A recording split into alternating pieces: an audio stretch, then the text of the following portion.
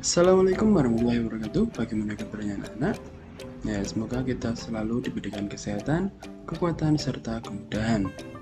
Baiklah anak-anak, sebelum kita mulai mata pelajaran pada pagi hari ini, alangkah lebih baiknya kita untuk berdoa terlebih dahulu. Baiklah anak-anak, marilah kita berdoa. Untuk yang muslim kita membaca basmalah bersama-sama. Bismillahirrahmanirrahim. Ya, semoga mata pelajaran ini dapat lancar dan diberkahi oleh Allah Subhanahu wa taala. Oke. Untuk pada pelajaran mata hari ini, kita akan membahas mengenai materi subbab terakhir, yaitu mengenai integrasi sosial.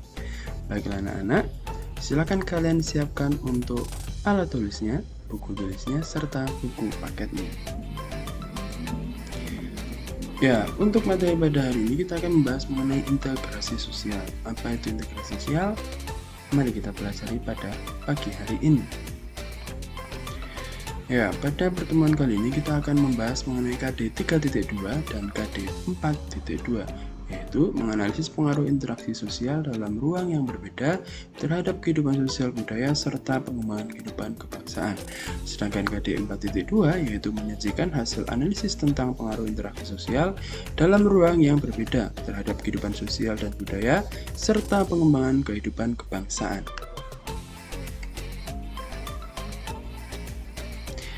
Tujuan pembelajarannya, setelah kalian mengikuti kegiatan belajar pada pagi hari ini, kalian diharapkan mampu untuk mendeskripsikan apa itu integrasi sosial.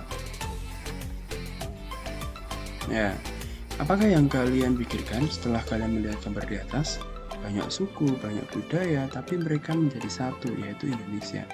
Indonesia ini merupakan salah satu negara yang memiliki budayaan terkaya di dunia. Ya, suku dan rasnya juga sangat banyak sekali. Tetapi Indonesia itu merupakan salah satu negara yang harmonis. Karena apa? Karena Indonesia berpegang teguh pada Pancasila. Ya, yang salah satunya ada semboyan Bhinneka Tunggal Ika, yaitu berbeda-beda tapi tetap satu jua. Oleh karena itu, Indonesia sampai sekarang itu adalah menjadi sebuah negara yang tentram dan damai. Nah, itu merupakan salah satu dari integrasi sosial anak-anak. Ya, jadi salah satu contohnya seperti itu. Oleh karena itu kita akan bahas satu persatu mengenai apa itu integrasi sosial dan yang lainnya. Integrasi sosial. Integrasi sosial adalah proses penyesuaian unsur-unsur ras, etnis, agama, budaya, kebiasaan, sistem nilai yang berbeda dalam masyarakat sehingga menjadi satu kesatuan. Integrasi sosial sangat penting dalam rangka mencapai tujuan terbentuknya masyarakat yang harmonis dan akan terbangun peraturan sosial masih dalam masyarakat. Proses terwujudnya integrasi sosial itu ada 3 tahap. Yang pertama adalah terjadinya konflik dalam masyarakat. Yang kedua, konflik kemudian diredam melalui akomodasi sehingga pihak yang berkonflik itu menjadi satu. Sedangkan yang terakhir, terjadinya asimilasi antar pihak yang menjalin koordinasi antara pihak satu dengan lainnya. Nah, selanjutnya kita akan membahas mengenai bentuk-bentuk integrasi sosial. Di sini ada 3 bentuk anak-anak. Yang pertama adalah integrasi normatif, yang kedua adalah integrasi fungsional, yang ketiga adalah integrasi koersif. Baiklah anak-anak, kita akan bahas satu persatu bentuk-bentuk integrasi sosial ini. Yang pertama adalah integrasi normatif. Integrasi yang terjadi akibat adanya norma-norma yang berlaku di masyarakat. Ya, contohnya seperti yang ada di depan. Ya, masyarakat Indonesia yang dipersatukan dengan semboyan Bhinneka Tunggal Ika. Sedangkan yang kedua adalah integrasi fungsional. Nah, integrasi ini yang terbentuk sebagai akibat adanya fungsi-fungsi tertentu dalam masyarakat. Sebagai contoh, Indonesia yang terdiri dari berbagai suku mengintegrasikan dirinya dengan melihat fungsi masing-masing. Contohnya, suku Bugis itu spesialisasinya adalah melaut. Ya. Nah, sekarang suku Jawa. Nah, suku Jawa itu biasanya adalah bercocok tanam atau bertani. Sedangkan orang Minang itu adalah pandai berdagang. Jadi dia memiliki fungsi masing-masing dalam masyarakat. Oleh karena itu dia akan menjadi satu. Karena apa? Mereka saling membutuhkan. Selanjutnya yang ketiga adalah integrasi koersif. Integrasi yang terbentuk berdasarkan kekuasaan yang dimiliki oleh penguasa atau dengan menggunakan paksaan. Jadi kalau yang di sini adalah dipaksa harus melakukan integrasi sosial seperti itu. Selanjutnya akan kita bahas adalah faktor pendorong integrasi sosial. Untuk faktor yang pertama adalah toleransi terhadap kelompok masyarakat dengan budaya yang berbeda. Yang kedua adalah kesempatan yang seimbang dalam ekonomi bagi berbagai golongan masyarakat dengan latar belakang budaya yang berbeda. Jadi dalam pekerjaan itu tidak membedakan ras, suku, atau agama. Semua ras, semua suku, semua budaya itu bisa bekerja memiliki kesempatan yang sama dalam pekerjaan tersebut. Ya. Jadi orang Papua itu bisa menjadi tentara. Ya, orang Madura juga bisa menjadi tentara. Jadi semuanya tidak dibatasi oleh suku ataupun ras seperti itu. Selanjutnya adalah sikap saling menghargai orang lain dengan kebudayaannya. Yang selanjutnya adalah sikap terbuka dari golongan yang berkuasa dalam masyarakat. Yang selanjutnya adalah persamaan dalam unsur-unsur budayanya. Jadi sama-sama budaya timur, budaya saling menjaga, saling sopan santun, saling menjaga masyarakatnya, saling menjaga toleransinya. Itu adalah persamaan dalam unsur-unsur budayanya. Yang selanjutnya adalah perkawinan campuran atau amalgamation. Yang selanjutnya adalah adanya musuh bersama dari luar. Nah, kalau sekarang musuh utamanya adalah virus corona yang berasal dari luar Indonesia, ya, menyerang Indonesia.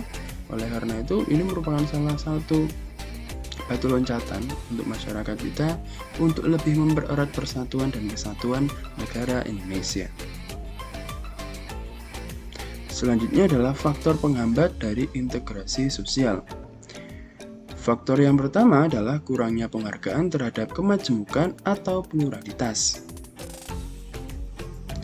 Yang kedua adalah kondisi masyarakat yang terisolasi.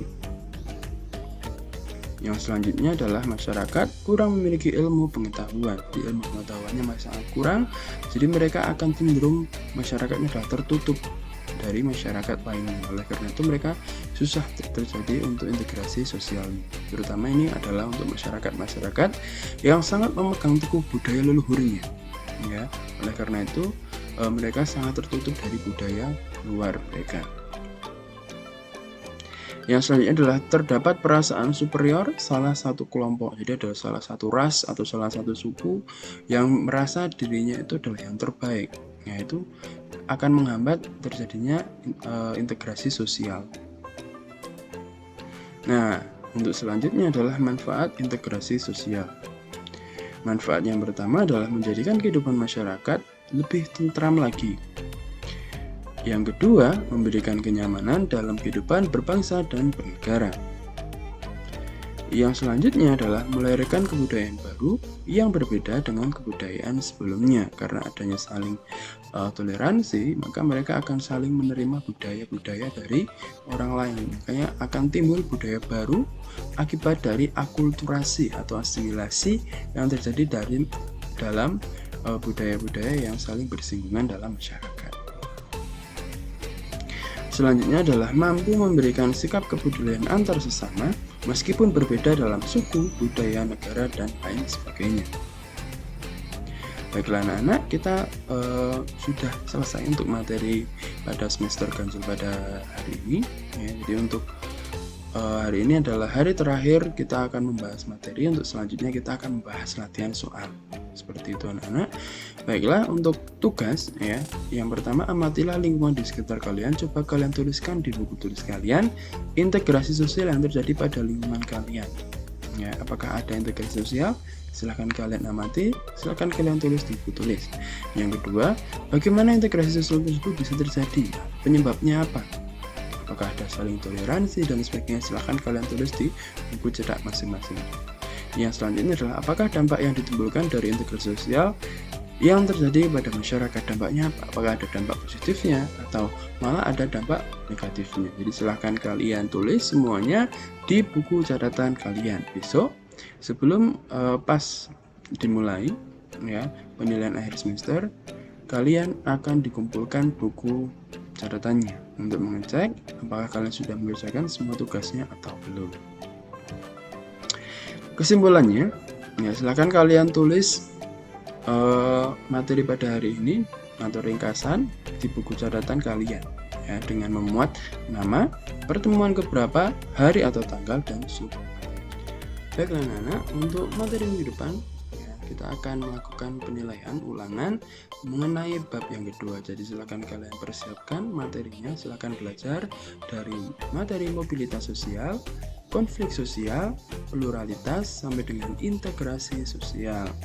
Untuk KKN-nya adalah 71 ya, jadi jangan sampai kalian mendapatkan nilai di bawah 71.